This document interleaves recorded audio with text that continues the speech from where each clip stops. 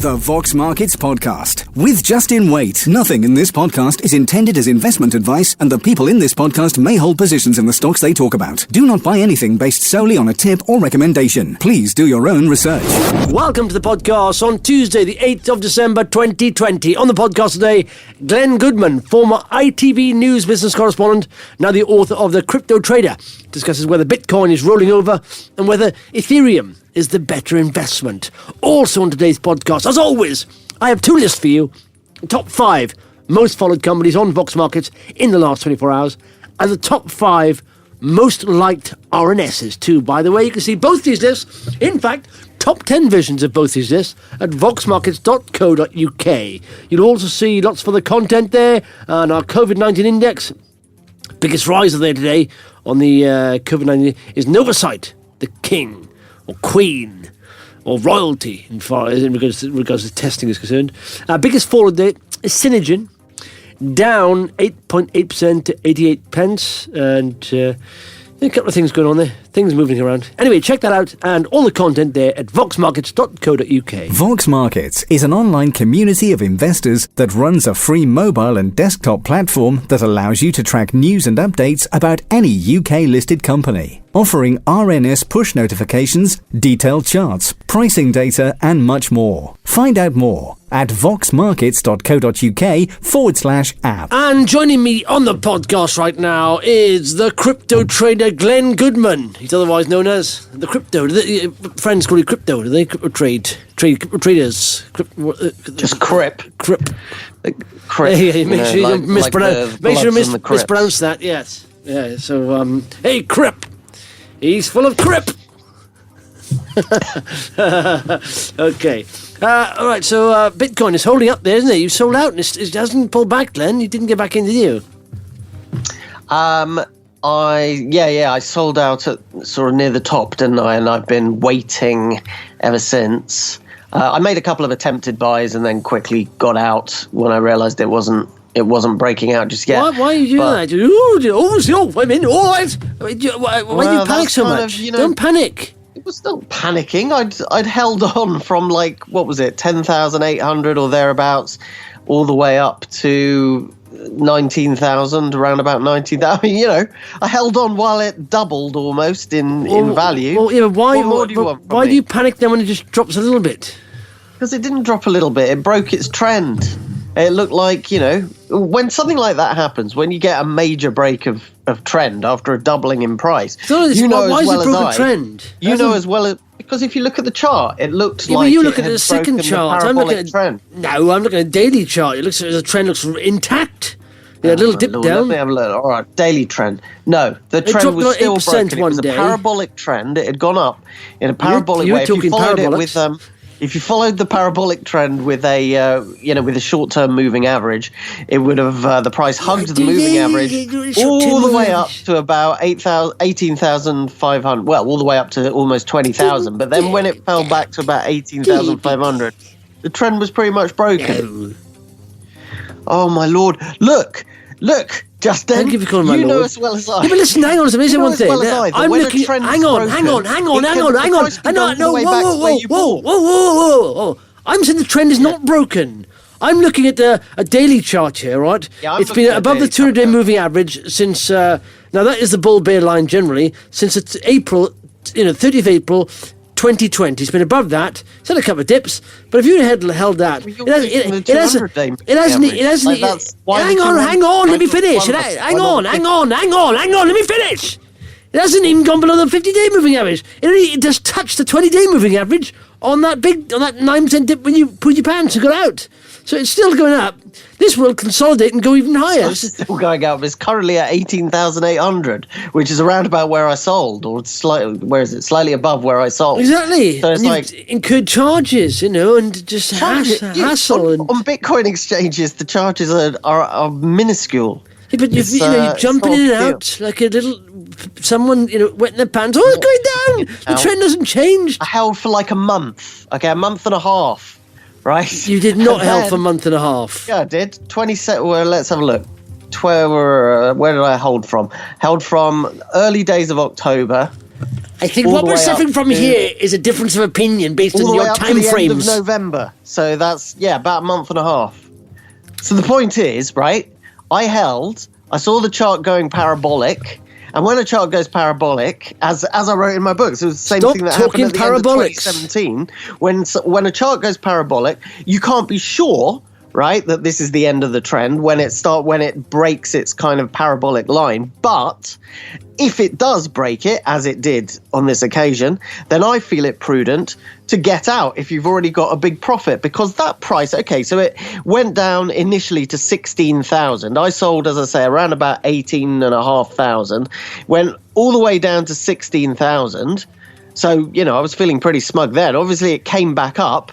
Who knows whether it's going to come back up or not? Point is, when it falls to 16,000 like that, when you've got such a sharp break, we all know from past experience that the price could easily go all the way back down to 12,000, 11,000. I could have had my entire profit wiped out. And that was something I was not prepared to countenance. My profit was quite big and I didn't want to lose the whole thing. So I did the prudent thing when the nice parabolic uptrend was broken.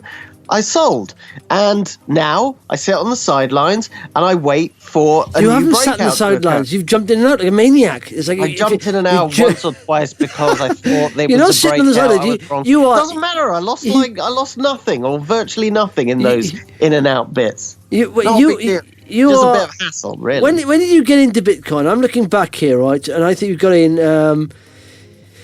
early November, and then you're up before the end of November, weren't you? I've got a screenshot, hold on, of near the end. November the 5th, was it finally the move we spent nearly 3 years waiting for? We're now comfortably above... I got in near the beginning of October, just on a sort of minor breakout on, I think, either the 9th or the 10th of October. What would it be? Or the 8th of October, something like that. And then... so around 10,900, and then I got out at about... something like 18,700 by the looks of it. Why didn't you have a little bit, just keep a little bit in there then and just trade around that? I need to dig these figures out for you. Why did I not? No, because remember the first time you bought Bitcoin? If you just held a little bit, say, if you say you doubled money, just sold half and then traded the other half and just kept half in. Why didn't you decide to do that? Because you'd have done I do quite that well, sometimes, yeah. But on this occasion, because there was such a steep run-up in the price, a real frenzy, and it reached a peak, and it reached a very big high-volume spike on the peak as well, which was another sign that maybe things were about to go awry. And when it started falling and it broke the parabolic uptrend, I decided that rather than just sell half and take a bet on the other half going all the way back down and all the way back up again or whatever, I thought I'll take my whole profit on this occasion. It was a discretionary move, not something I always do. Like I say, usually I would just sell half and then let the other half run further. But I had a bad feeling, so I thought, okay, I'm going to sell the whole lot. Nothing lost because I take my profit and then I can just wait patiently for another good point to get in. Now, as a wise trader once said, you know that you're in a strong bull market when you have to pay up to get back in. And perhaps that's what I'll end up having to do, paying up a little bit. If the current triangles, which I've outlined on my Twitter feed, there are like some nice symmetrical triangles forming in Bitcoin, Ethereum, Ripple, and a bunch of other cryptocurrencies. If that trend is broken onto the upside, if there's a big breakout, I'll probably be buying in, by the looks of it, around about 19,500. So I'll have made all the profit from 10,900 up to 18,500. So a big run. And then if I buy back in, it'd only be at 19,500 or thereabouts. So I'd only have lost the bit between 18,500 and 19,500. And in return, I get peace of mind. I know, but you have no peace of mind. Are you jumping in and out all the time? is it a trend or is it not? Is it, what? That's not peace of mind, surely. So when would you sell then? Listen, if I'd bought in as early as you and double my money, and people were talking about this as the next gold, surely you may as well just hold a couple there. No, because when people are talking about something as the next gold, when everybody gets very excited, which is what's happening right now, that's like the most dangerous time. I'm not saying it's like the end of 2017. The end of 2017 was like a massive retail individual investors boom. Well, we haven't got that now, but what we do have is a rash of news stories with every hedge fund manager saying, yes, buy Bitcoin, Bitcoin's great, which in itself is a kind of sign. Hang on a sec. I know, but listen, let me say, you've said, right, that this now is a super trend because we're at previous highs, we're breaking all time. There's nothing more bullish than that. Institutions are, buying Bitcoin. This, to me, is the start of it. Like I said, if you look at even a weekly chart, it seems like a mega trend. It's a really strong trend. And so why dabble? I'll be in it. I'll be in. No, you're not in though. No, but I will be in because I've got my buy stops in the market. I can be asleep and my buy stops will trigger if there's a breakout. I think it's better if you do, and then I'll be in. What's the big deal? Yeah, but it hasn't. No, but to me, like I said, it seems like if you look at it on a weekly chart, right?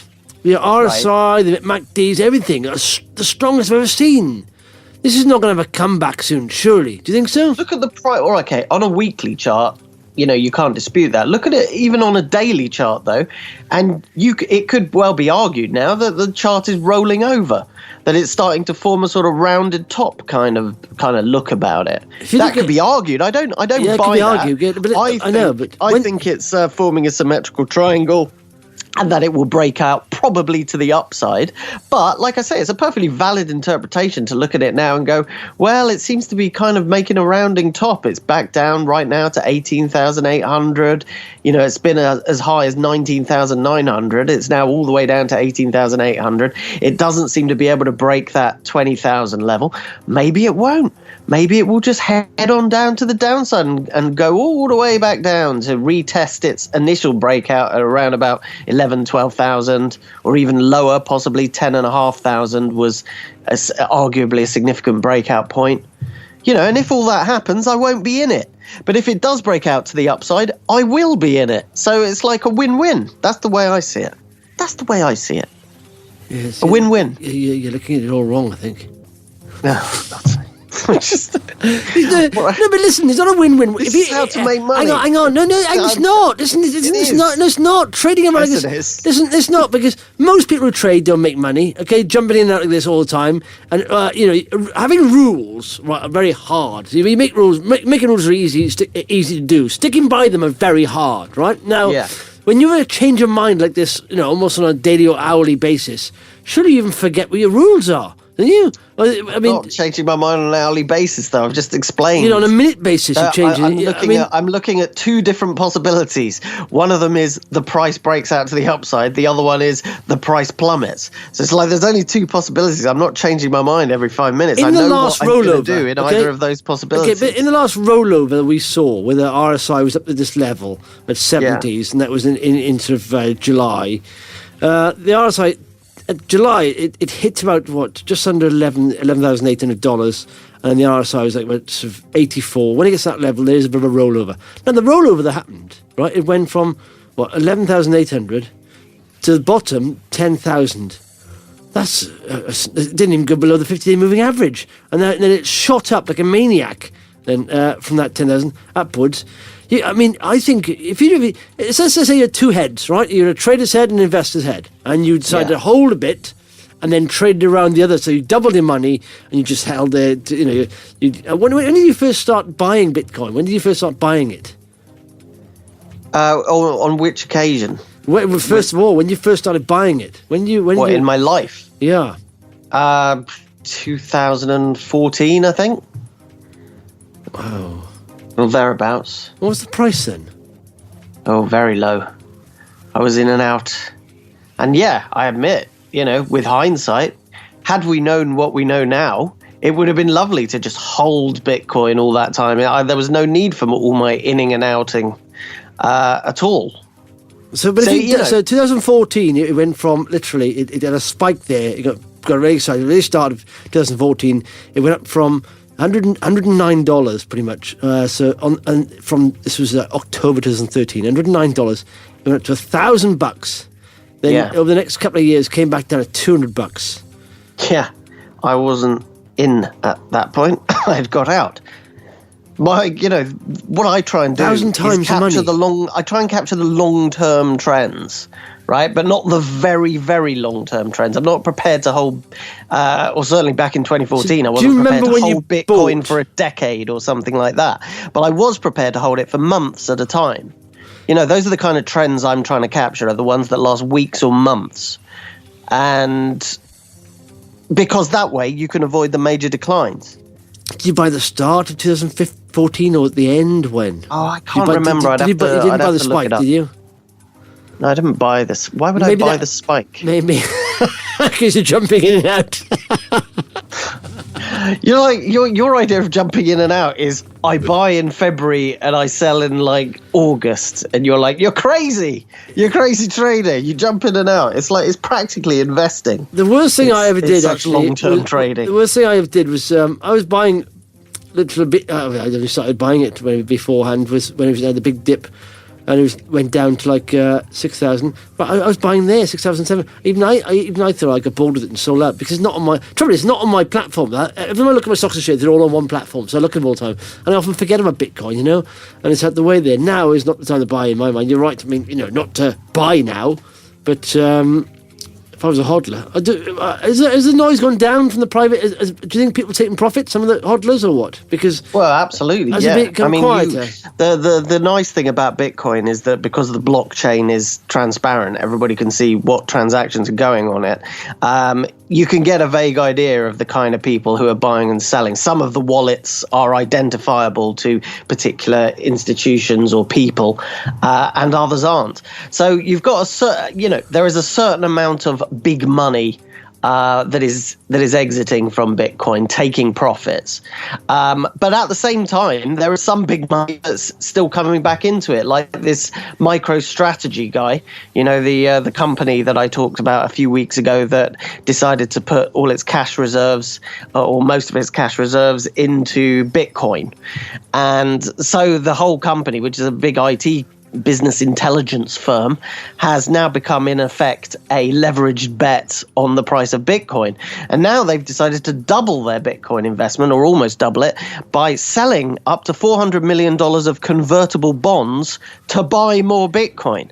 They're actually borrowing money. Who's this? MicroStrategy. So they're borrowing money from investors in order to buy more Bitcoin. It's like they've just become a massive Bitcoin gambling company, effectively. Yeah. I'm not sure that's such a great plan, personally. Yeah. I know Bitcoin's doing very well, and they're doing well on it, but no one knows. Casino-like what they're doing, really. Yeah, no one knows, of course, where it's going to go short term. But all you can say, the chances of something happening, can you? And give a probability or the percentage chance of something happening. Now, at the moment, if you just look back at the RSIs, it should consolidate here.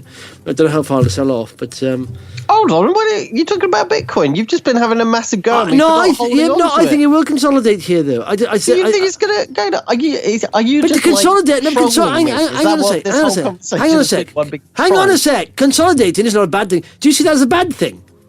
I don't mind. See it as a bad thing, but when a company's consolidating, how can you ever go at me for if you think the price is going to fall further to No, I don't. Below. If it goes the RSI, listen. Last couple of times it's done this, it's not really come back a lot, and you see that when you get literally when you get a fallback in the price like this, or the RSI. Generally, the last one didn't really drop at all that much. It had a couple of little drops, not a lot. And then it went on to rally stronger. So we may have some consolidation here, but it doesn't mean it'll come back a lot. It may just go sideways a little bit. A couple of little drops, but yeah. All right, so my question remains, what's the problem with me being out of it if I've got a buy stop order already in the market to buy it, not much higher than where we are now? What's the big deal? Because you could have been well off if you'd held on to your Bitcoin from 2014 without doing anything.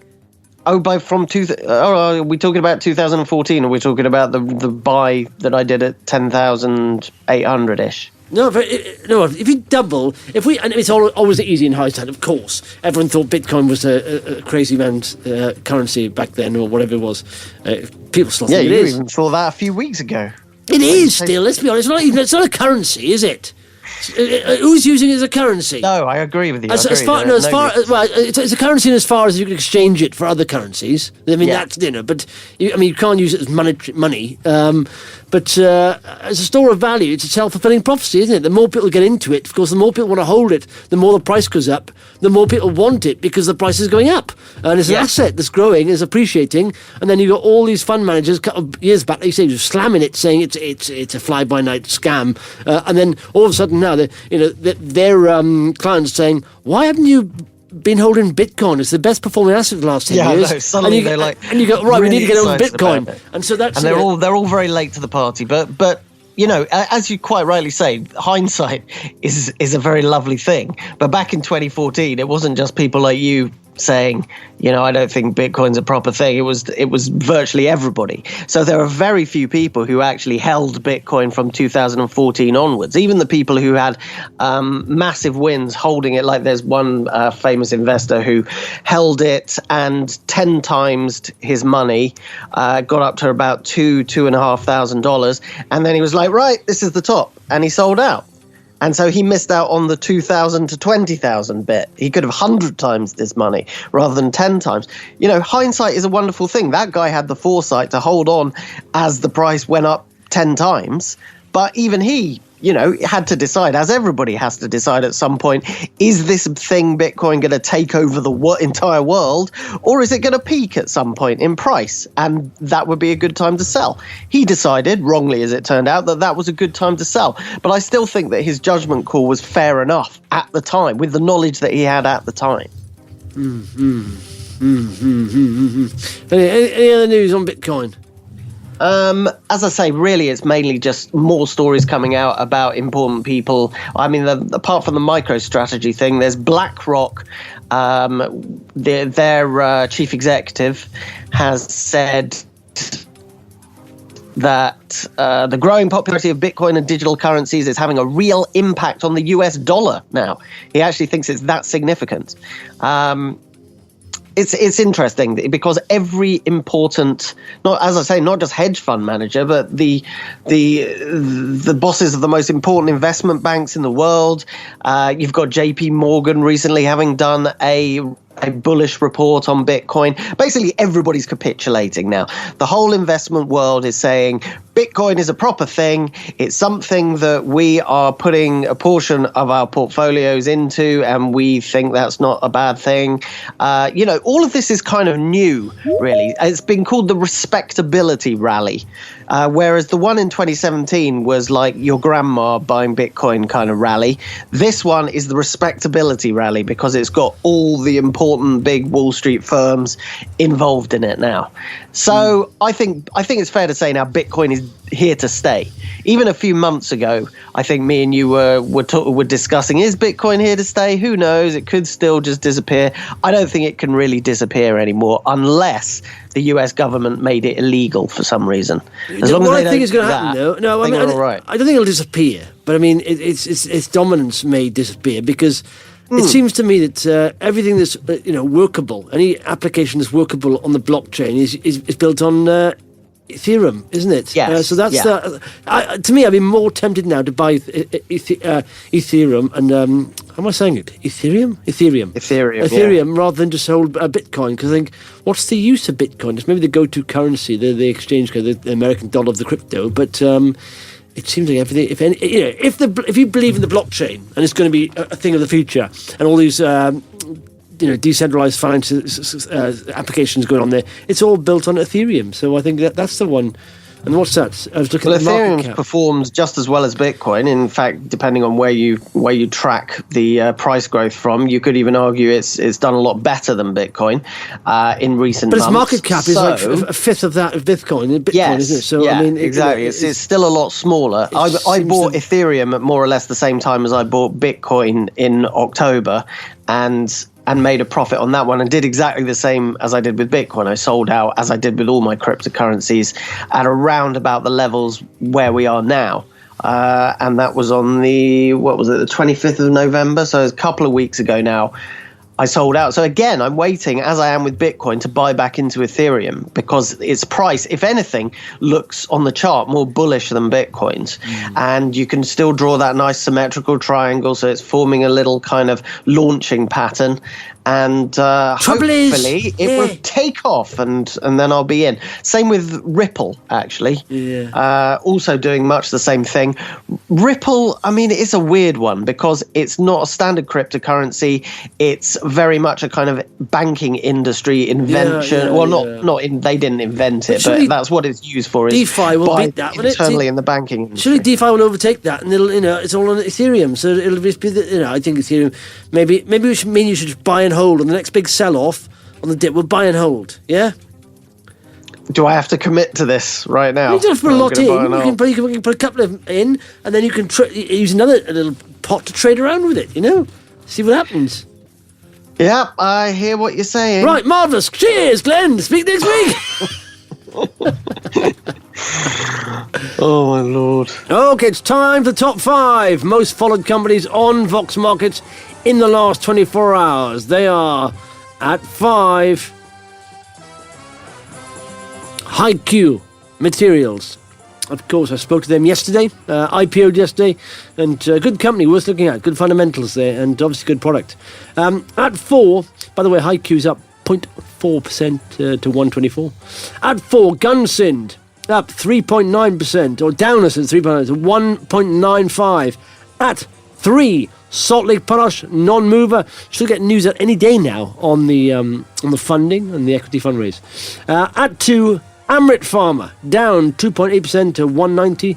And at 1, Helium 1, up 16.22% to 5.25 pence.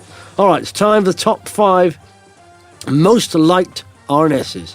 Look at the most read as well. Let's look at this. Okay, top 5. Omega Diagnostics, Excise and Options and Total Voting Rights. That was most liked. At 4, Gene Drive, additional listing. At 3, US Technology, half-year report. At 2, Iconic Labs, increase and change to management agreements. And at 1, Tuple, new contract wins. And as far as most reds are concerned, we've got Amigo Holdings, Imaginics, change of date, general meeting, it's exciting. ECTEC, agreement to acquire D-Side RDF project. Tuple, and most red is Grit and Gold, result of AGM. Really? Wow. Some exciting RNSs out today. Check those lists out at voxmarkets.co.uk.